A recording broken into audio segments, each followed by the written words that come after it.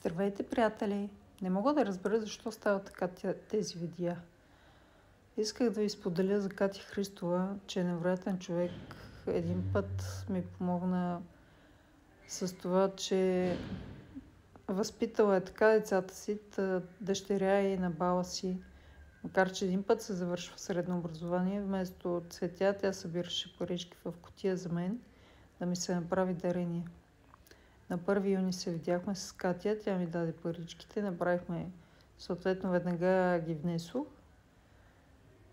И след това я бях помолила да се види с Иван и Андрей. Тя направи всичко възможно, видя се с тях, разговаряхме, писах им имейли и от YouTube взех имейлите, но нямаше отсмук, да кажем.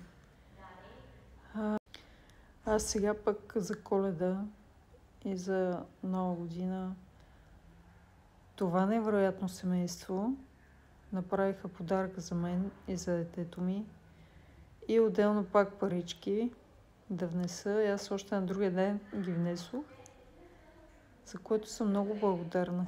Просто това са невероятно мили хора.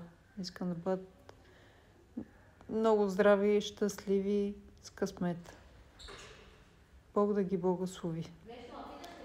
Цялото семейство, защото наистина са прекрасни хора. Благодаря ти, Катечета има. Както обичам да ти казвам, Катка. Благодаря ти. И благодаря за това, че си възпитала 2 прекрасни деца. Бъдете живи и здрави и благословени.